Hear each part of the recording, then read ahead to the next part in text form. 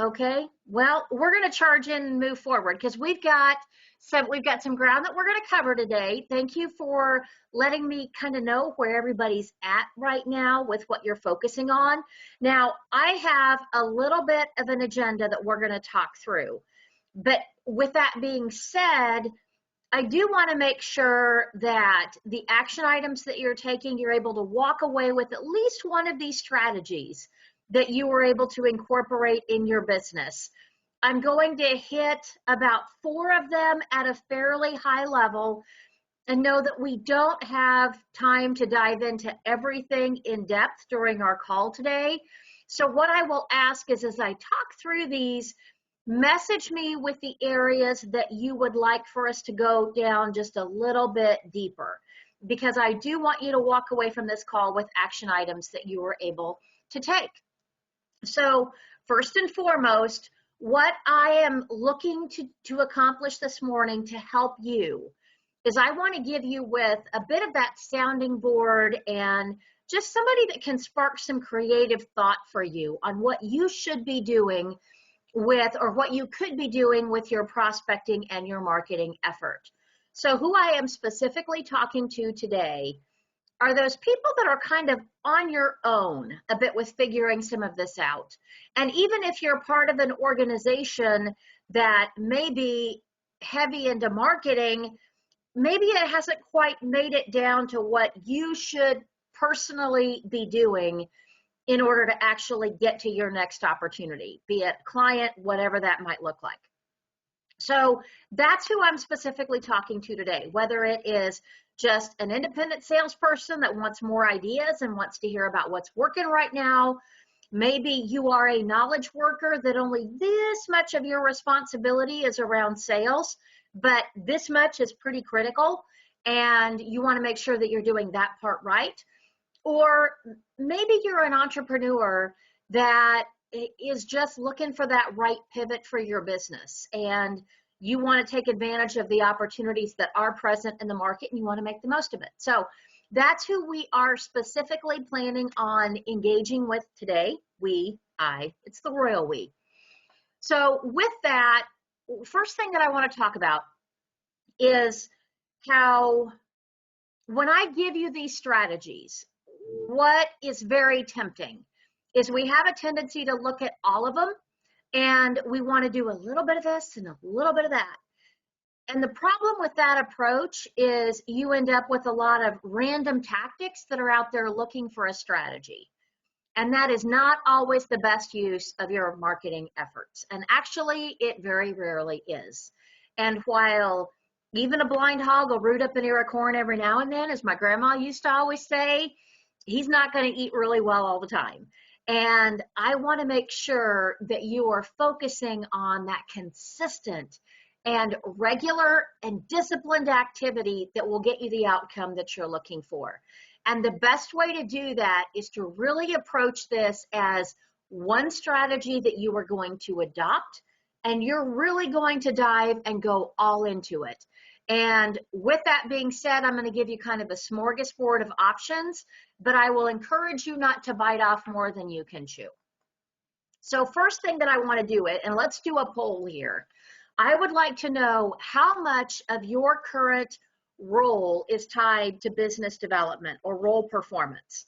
So in other words, if you are a knowledge worker, you're an accountant, you're an attorney, maybe you only have responsibility of like this much for origination, and that typically is going to fit into category A, which is where you've got about 10% that gets allocated to business development. So, and then what I'd like for you to do, if you would, is just chat in the answer to this as I go through the 3 different categories, and let me know where everybody's at.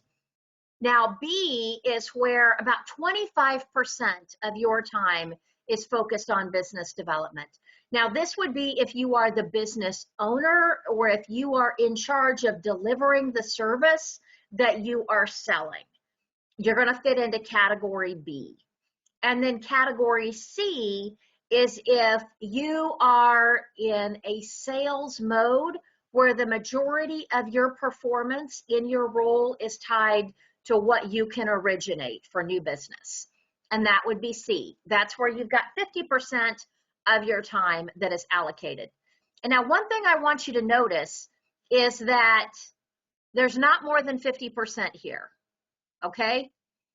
So if you believe that you are in a sales role and you're supposed to spend 100% of your time on sales, then you're going to be that proverbial dog on linoleum that my partner Chris talks about all the time, and you are never going to catch a claw. So even at the most, we're going to spend about 20 hours a week of focused sales activity. And within that 20 hours a week, we want to make sure that we are doing the activities that generate the highest return on effort. Remember that ROE that I'm a big fan of, because the challenge that we run into is we do a lot of busy work that doesn't necessarily get us the outcome or the results that we're looking for. Okay, so I've heard from one about which one you're at. So I'd love to hear from at least a few more people in the group about whether you are A, B, or C. So Brendan, where is chat at? Chat, well, actually you can use the questions pane. I'm not seeing that either. I'm seeing a raised hand, that's all I'm seeing. Really? Okay, so there should be on the side of your screen where there's the control panel, there should be the, and mine may look a little bit different. I think it shows up as questions, and I'm not sure what. Those of you that are chatting in, can you share what you're seeing? Well, you got to hit the little arrow first to get it to pop out, Brendan. That's it. Okay. So Angela, hit the arrow, and that should make it show up. Okay, you found it. Cool. All right. So it looks like I have a lot of folks who are in C and a few that are in B.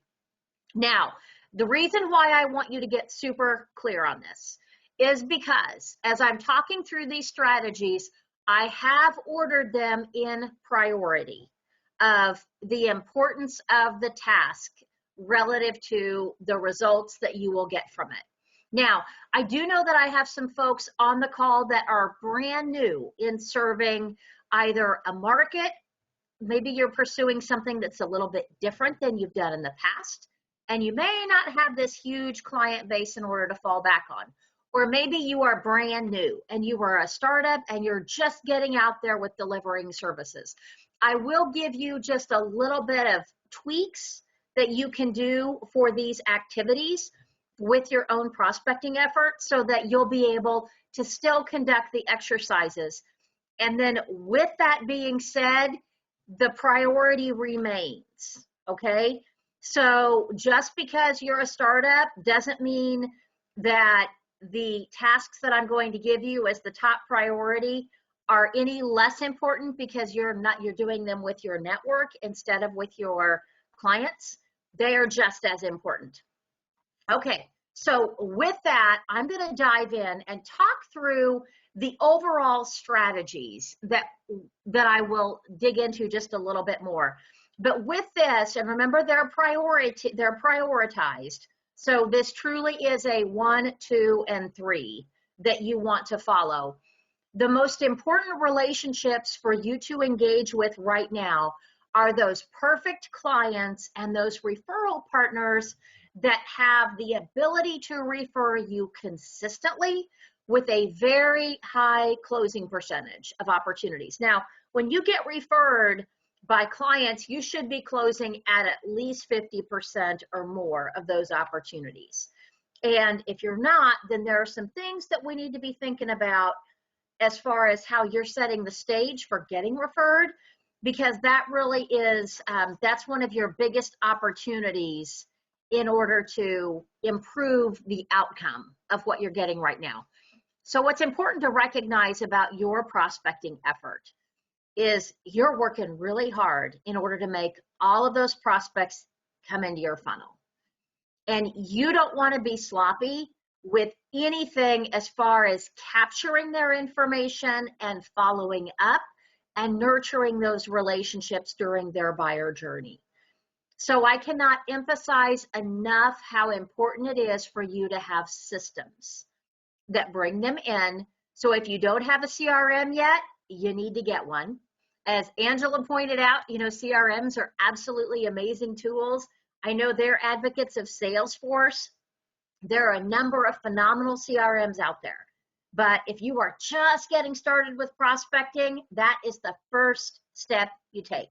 It's right up there with getting business cards with your name on it and setting up your LinkedIn profile and putting that banner at the top. You need to have a CRM, because that basically says that for prospecting, you are open for business. And it will help you so much in terms of just making sure that the efforts that you're taking, none of them are wasted.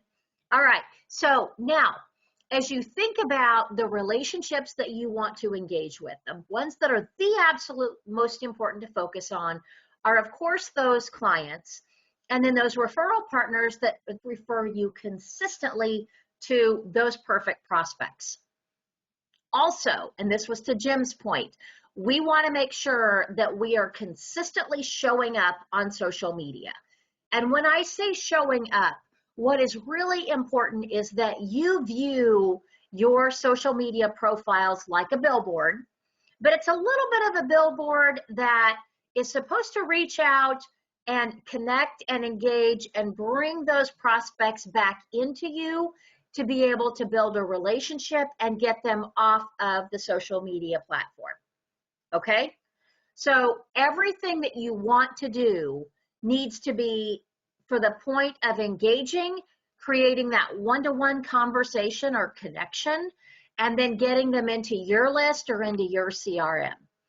And the strategy that you follow is we begin by posting and making sure that that billboard is actually attractive and it is engaging with that perfect audience in order to get them to recognize you as a thought leader and a valuable resource that they need to connect with.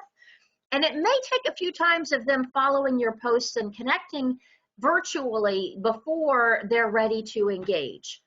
So what is super important, and we're going to dive into this a lot if you join us for the LinkedIn session that's coming up next week, you don't want that first connection to be, let's book a discovery call. That's not a relationship. That's kind of like if you go out on a first date and the person that you go out with starts talking about what color do you want the wedding to be, and deciding, are you going to live at my place or am I going to live at yours? That's kind of the way that it comes across. It's just a little bit abrupt and it comes out of the blue, and it has a tendency to actually take people a little bit more aback.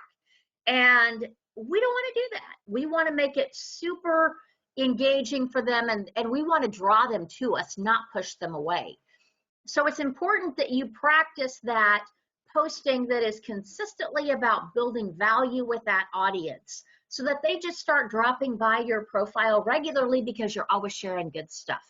And that's the first place that the posting needs to begin. And then there's more to it beyond that, but that at least gets you started so that, as my friend Debbie pointed out, your billboard is not sitting in a cow pasture. It actually is by a street that is hopefully going to widen into a 4-lane or 6-lane interstate. And then the third area that we want to focus on right now is recognizing that because of all the changes that have taken place within the past year, there are, even if you had opportunities that were dead, what you considered there's nothing there, there's no there may be something there now. And it's just based on we're in a whole new world. And I will encourage you to reconnect with some of these relationships, if for nothing more than to just have a market research call and really start to understand exactly where everyone is at right now. Okay, now, first thing that I want to ask, I'm going to ask another poll here, is let me know which of these you already have underway. Are you currently underway with number 1, number 2, or number 3 within your own prospecting effort? So I want to get an idea of what everybody's doing right now.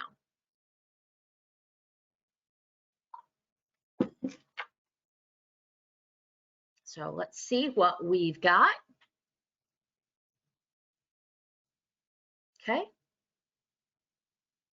Looks like there's a lot of folks who are kind of at that top of the list. But you're probably here for some ideas on number 3, I bet. That's kind of what I promised this morning, wasn't it? All right.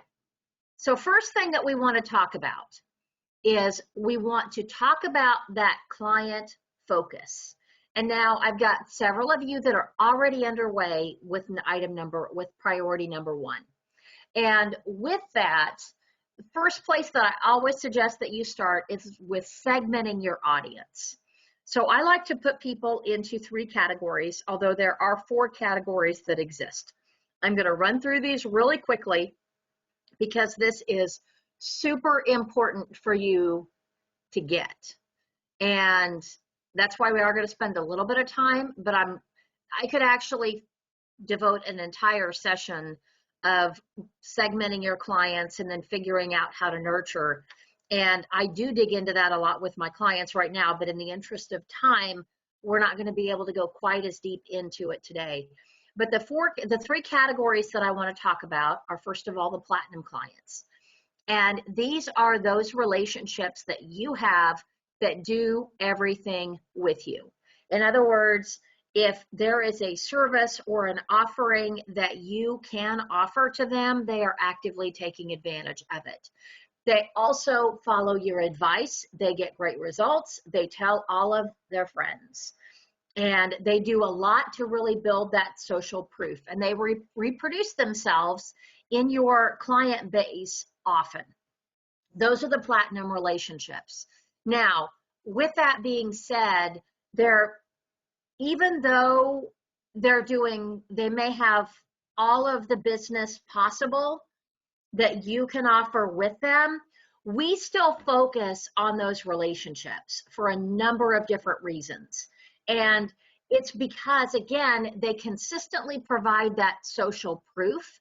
You are able to capture that current information that gives you relevant case studies to what's happening right now. Okay, just so you know, this will be the most important step you take with this month activities in order to help you prepare to go back after those dormant opportunities that we want to revive. So just so you know, that's why it's so important that we focus our time and energy here, because we want to be able to capture that exact language that your perfect customers are using when they talk about the results that they experience, the challenges that you're able to help them solve, the impact that you're able to make. All of that information we want to be able to capture from them. And then that will help you with creating the language, building the campaign, and also knowing what you need to focus on. Because we don't want to be just out there blasting away with the shotgun with our approach. We want to be very narrow and focused with what we're doing. So it's definitely more of that rifle and highly targeted, going after that bullseye that's way out there, so that you don't spend any effort that you don't have to. Then when you're having these conversations, you do want to ask those questions that are, why did you hire me? And what was it about working through our process that really helped you move where you were wanting to go? And what else do we need to be doing for you? And then we, of course, also want to be asking the questions about, who do you know that would benefit from that same type of approach? That is very important that we're capturing that information, because when appropriate, we can immediately turn it right back around and use it for that social proof, whether it be Google reviews or whether it is, and here's a pro tip. If you actually take really good notes during these interviews, and then you turn around and share that case study back with the client and ask them to post it to their LinkedIn profile, that can be one of the best ways that you can capture that testimonial and have it be very brief and on message. And that's really important. You want to make sure that that information is highly concentrated and it conveys what it needs to. That really helps build, again, that mental trigger that we've talked about in other episodes. And then, of course, that who do you know question. Every one of your top relationships should be introducing you to other people, and they're probably going to look just like them. And that's where you think about, as a core strategy, these referrals are the foundation to your marketing and your sales effort. And now there are many of you out there that may only have prospecting goals of bringing on just a few clients in order for it to be an amazing year. This one strategy can oftentimes lead to that exact outcome. And you don't even have to go anywhere else in terms of your prospecting effort, because client referrals truly do, they're amazing with what they can do for you. I've got one of my clients that has referred me to, oh boy, so far to date, I think when I looked last week, it was about 226 different people, of which I'd say about 30% of them have hired me. And yes, I do know that there's a difference between that 30% and that 50%, but there's also, he actually uses my process and my program as a filter in his own prospecting in order to determine the seriousness of whether or not someone's going to move forward with him. So I tend to not get those opportunities that are as highly qualified that do lead to that 50% or more. But with that being said, I'm not going to sneeze at doing business with 30% of 223 people, which is what I think the number was. Anyway, and then remember market research. That is so important for you to be capturing right now, up to the minute market research. So super important. Now, I talked about there's 3 primary categories that we're going to talk about in terms of that client profile. Platinum is the first. The second category that you look at is gold. Now, gold clients, and what separates them from platinum is they may be early in the relationship with you. In other words, maybe they are just getting started, but they're a sponge. They are all in to the advice you give and the value you're able to provide them. And they're on path to become platinum. The opportunity is there if you just nurture it appropriately. That would be your gold relationship. Now, the thing about gold is they're probably, again, just getting started, or maybe they're clients that have done business with you in the past, but for whatever reason, they didn't fully engage because of circumstances that were happening in their business or life. Well, remember what I said about how we're in a whole new world. So even if it's somebody that you worked with a year ago or 2 years ago or 5 years ago, we still want to reach back out to them. Oh, and let me go back one quick minute here, because I did tell you if you were startup or if you were just getting started, how to look at these relationships that are your platinum. What I encourage you to do, if you have a prospect that is in your mind that you really want to serve. So for example, if you're a startup and you want to offer consulting services, what I encourage you to do is go look at the companies or businesses or individuals that you have served in the past. Find your professional colleagues that you have worked with, because oftentimes they can lead you to even more opportunities. And those introductions, especially since they've worked with you professionally, they can attest to the benefits, and they have influence in a lot of cases and will be able to sway that prospect to work with you. And that's really important right now. Remember, we're all about ROE. So return on effort, you're going to get the most return on effort through focusing on these platinum relationships. And if you're just getting started, maybe they're not clients that are platinum relationships for you, but they're professional colleagues, or in other cases, they may be influencers within your market. So for example, if you identify that you want to serve business leaders within Kansas City, there are different influencers or connectors that you can have open doors for you that will significantly advance your prospecting based on who they know and how well regarded they are in the market. And I encourage you to connect with those relationships often and just have a lot of conversations about what they are seeing and what they are experiencing right now. And that can be very, very helpful. Okay. All right, so I promised I was going to add those tips in there for if you are just getting started. Now, going back to talking about gold, these are people that may only be working with you just a very little bit, but they are thirsty or they're hungry for more. And we want to make sure that we are connecting with them and looking for those opportunities to add even more value through either cross-sell, or perhaps it is offering that next step in terms of the service that you provide. And then another idea that I will throw out is if you are running into prospects that are stalling, and for whatever reason, they're not moving forward with you right now. What I'm seeing some folks do, and what I'm also finding a lot of success with, is to offer an interim step. So for example, if there are a host of projects that they need to get underway, but they're just stuck because many of those projects are, it's kind of like do I go this direction or do I go this direction? And in a lot of cases, they don't make any decision because they're afraid of making the wrong decision. So what I would encourage you to do is think about if there is something that you could build as an offer that may be a strategy session, it may be a planning opportunity, it's something that allows you to help them prioritize what the importance is of each one of these areas to determine which one they focus on first.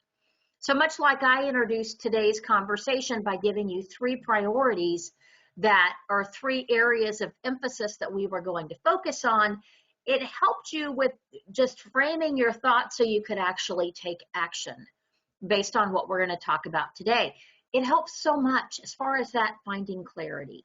So think about if something like that would be helpful for you right now to create within your own prospecting toolkit.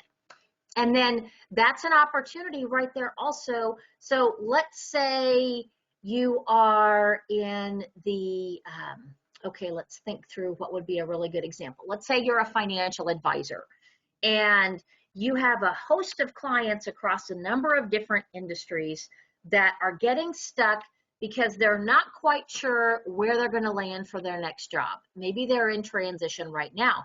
Well, what you might think about is offering a career planning session with them, or a workshop, or creating a Facebook group that you bring resources to them that help them either find and secure that next opportunity, or helps them recognize the value in stepping back and thinking about their life and doing life planning prior to jumping into their next career stop. So whatever it is, your offer should be designed to overcome the objection of I'm not sure where to go next. So think about what you could build as a solution, and maybe that's something that you need to put together this month that would help them with moving forward. And in a lot of cases, that's all that your prospects need just in order to get over that hump. Now, if you're working within larger organizations, what is super important is that you are focusing on those internal introductions as well. So for example, I have a client that is a contractor that serves in the multifamily housing space. Well, their clients are typically that property manager that gets the call when there's a leaky faucet, or somebody popped the door open too hard and put a hole in the drywall. Whatever that is, they're the contractor that gets that call, and the person making that call and the person that has the opportunity to pick and choose which contractor is the property manager. Now, in their industry, property managers for multifamily housing have an average job tenure of around 18 months. So their strategy for prospecting is to land and expand. So whenever their property manager that they have a relationship with lands in a new job, they immediately get in there and are looking to meet at least one person on either side of where their new client is. And they've trained their clients well in how to introduce them across these organizations. And now, by just incorporating this one strategy, they have been able to significantly expand their business by sending balloons and a cookie bouquet whenever their property managers secure a new job. So they track on LinkedIn when somebody moves and gets that new role, and then they immediately send that delivery, and that property manager is bragging to all their friends about this amazing contractor that they've worked with. So that is how you can incorporate that internal introduction strategy in order to be able to land and expand. The other area that we want to focus on with our gold relationships is if you can't get in there with something that you do, you need to bring a referral partner in that can help solve maybe some of those interim problems. And now you've got somebody else that's working on your behalf in order to help secure that business and bring you in the door. Because that's when it's great. I gotta admit, I am not the best in the world at follow-up in terms of that reach out and having conversations. I've built systems in order to address that. I don't want to chase anybody. You don't want to chase anybody either, and you don't want to be chased. So you create systems, you provide value, and that nurtures until the timing is right for you to actually serve that client. So this is where you can leverage referral partners. And I just encourage you to think about that. And above all, remember that this is market research as well that you can be conducting. Okay, so that's priority number 2, some ideas of how you can take and expand. Now, here's something else for you to think about if you are a startup. Think about what you could build that would be an offer for that gold client, that entry point for someone to be able to get in and work with you. So for example, we have someone in here today that focuses on building and enhancing culture.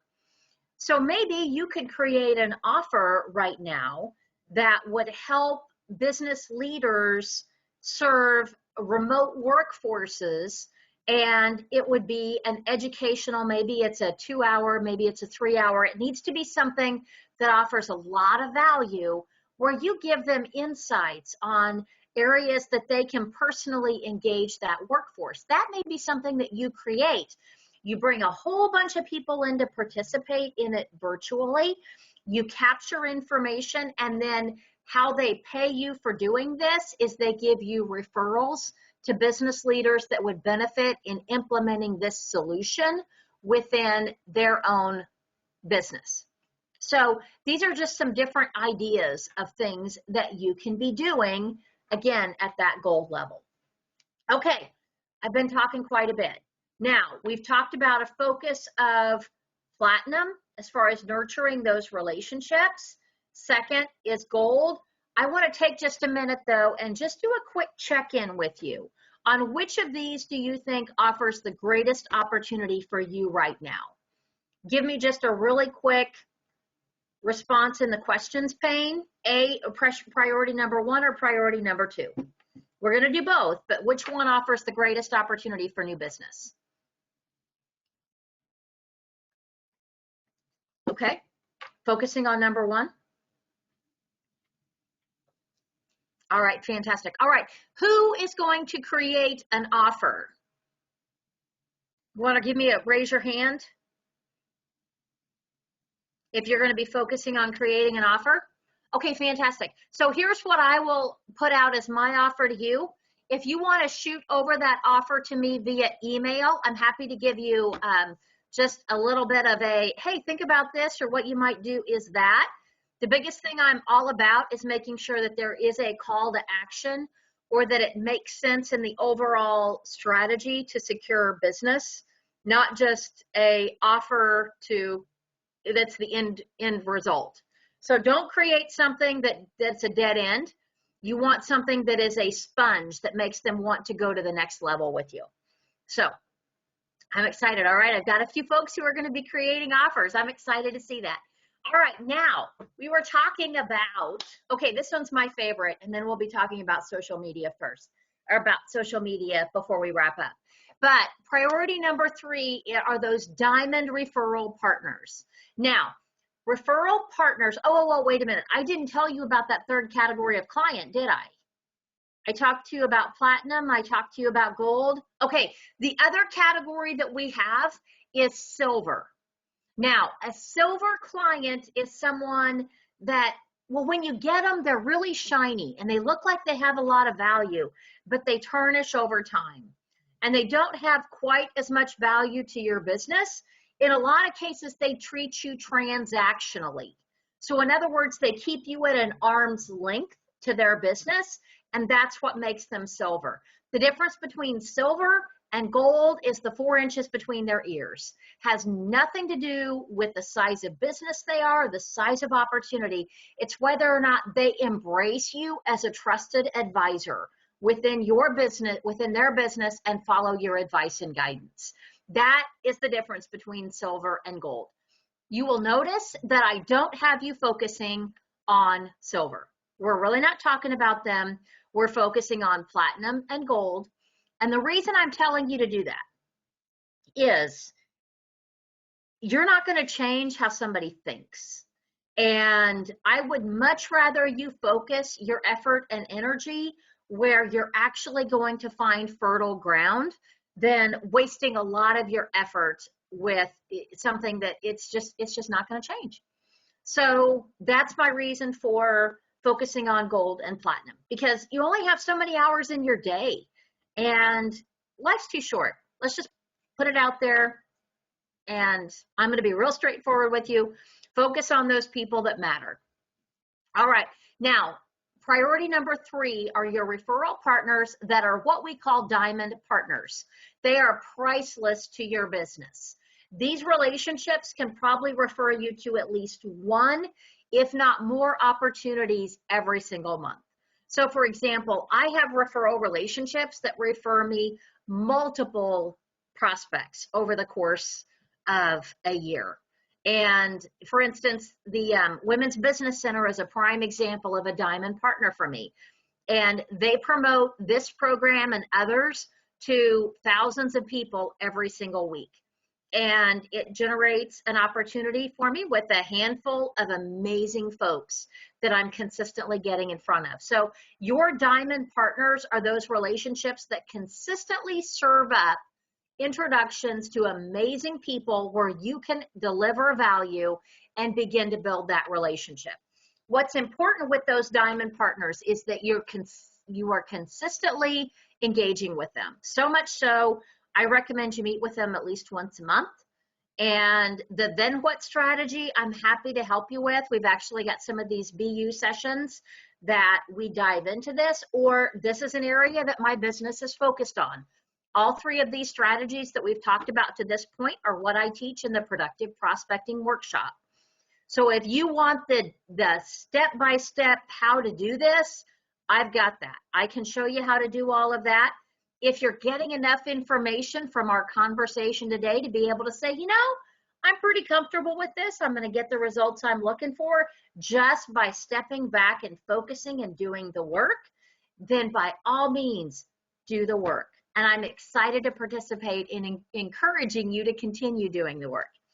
But if you are thinking about, well, what do those meetings need to sound like? What do they need to look like? What needs to happen?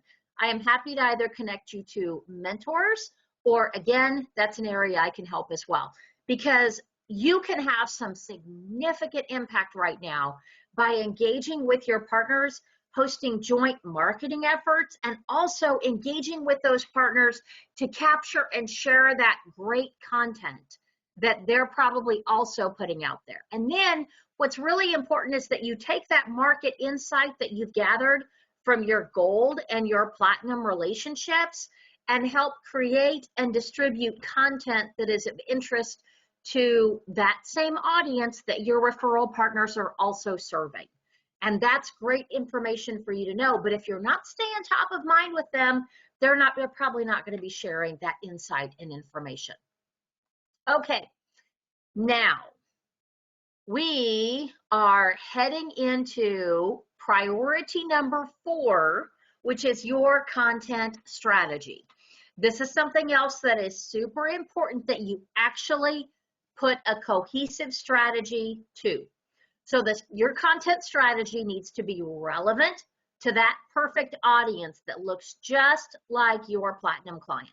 That's very important. So first thing is whenever you put together a social post, you need to think about, if you were going to send this to one person, what would that one person look like? And if it's a friend or a coworker, then it's probably not the right post.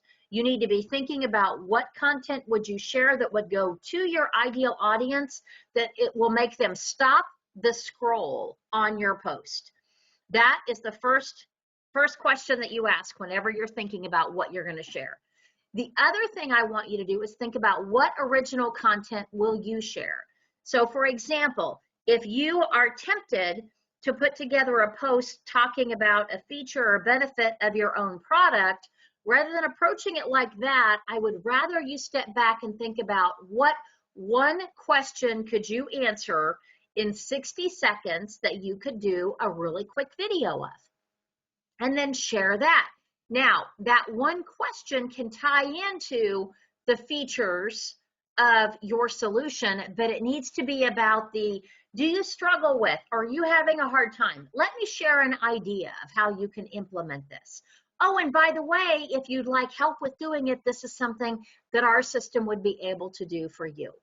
That's something that can be so incredibly helpful in terms of, again, just thinking about your content. Don't just talk about here's something that you should know. It needs to be something that helps your prospect on that buyer journey. Remember, it needs to either produce authority behind what you do, it needs to provide value and solve problems for them, or it needs to help them recognize that you truly do have the ability to help them solve these compelling problems. And again, make it really small, the question that you're going to ask, because this needs to be a part of the journey. And if you throw too much in there, you're probably not going to engage your audience as well as you could.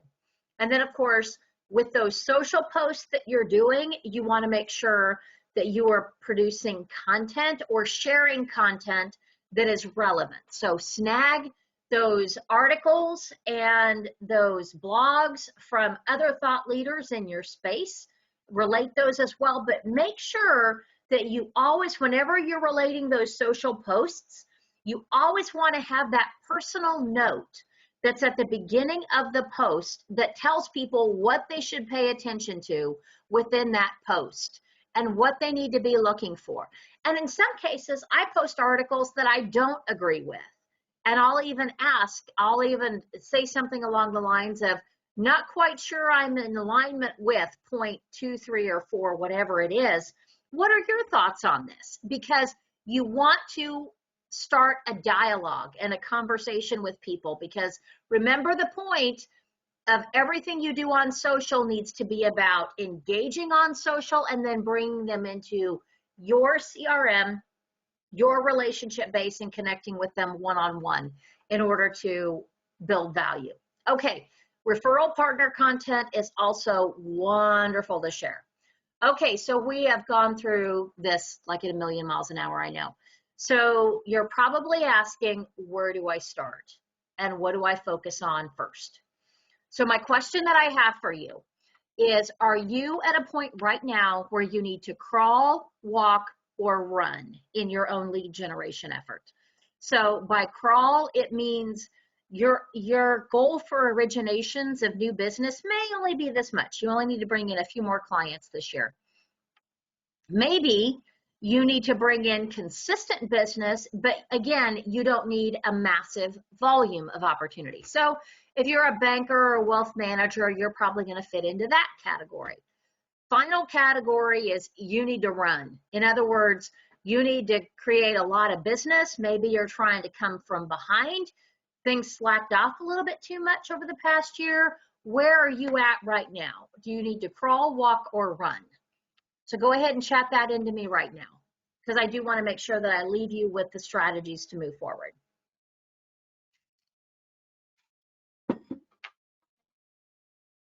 Let's see where everybody's at. Okay. So walk so far is what I'm seeing. So you're looking for consistent business in your pipeline. You need to make the phone ring, you need to make that cash register ring, but you're not in an all-out sprint yet in order to make it happen.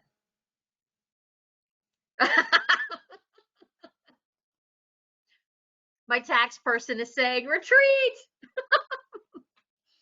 It's that time of year. Absolutely. Okay, so here's what I will offer to you is if you want, just shoot me a really quick email after this is done, and I will share the slide deck with you. So you kind of have the step-by-step, here are the things that you need to focus on, or the priorities that you have.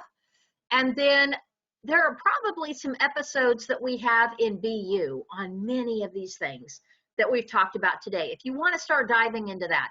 Also coming up, so next week we have one of my referral partners, Chris Kovac, is going to be helping me with talking about LinkedIn advertising. And he's also going to be talking about advertising on social platforms in general. He is going to be talking about how do you create that roadmap for your ads. So he'll be talking a lot about sponsoring posts, about boosting posts if you're on Facebook. He'll be talking about running ads. And he actually incorporated these strategies into his own business and had about a 400% increase during the pandemic. So he is absolutely, I mean, he's a rock star, total and complete rock star. So you will definitely want to hop in for his session next week. And then the week after that, I have another one of my referral partners, Katie Holler-Barnard, is going to be presenting on blogging and how to avoid creating random acts of content. And you are going to absolutely love what she's going to be talking about. There'll be some great actionable advice. So moving forward, for you to take advantage of what we've talked about today, I want you to think about what one strategy are you going to incorporate, and then plug in the action items for it to happen in your calendar. So for instance, if your focus is going to be on platinum clients, then what you need to do is you need to make a list of all those platinum relationships, mark down when you want to meet with them, and start scheduling the task in your CRM to send out that email. Build templates around creating those emails to request that strategy call, and then incorporate it. The more you build systems, the more likely you are to actually do it and be consistent with doing it. So these are a few things that you can do to get started if you are at the crawling. And then if you are walking, then what you need to do is incorporate the strategies that we've talked about today, which is that leveraging platinum relationships and then also cross-selling gold. You can focus on just those couple of areas, bring a few referral partners into the mix that help you with expanding those relationships within that gold, and you're going to have some amazing success. And then of course, you know, we need to see you consistently showing up on social media. It's not enough to just be on the platform. You need to actively engage. And we have so many resources available to us right now. I do want to invite you, if you have interest, I would love to have you participate in the Productive Prospecting Workshop. You can message me. I'm happy to have a one-on-one conversation with you about what it could do for you and your business and whether or not it makes sense. One way or another, I probably have people that you would like knowing within my community, and I am always delighted to open doors for you. Regardless of whether or not we work together beyond you attending a webinar, that's all good, because I do hope that you're sharing insight and what you're learning within these sessions with others, because we need to grow this audience and we need to grow it with amazing people.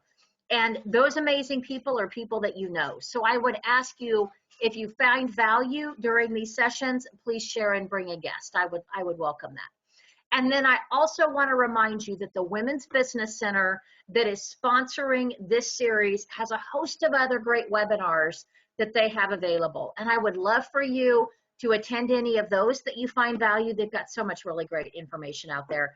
Everything from the latest round with what's happening with the stimulus and applying for forgiveness for your PPP loans, whatever that looks like, they probably have answers and thought leaders that can share that information with you.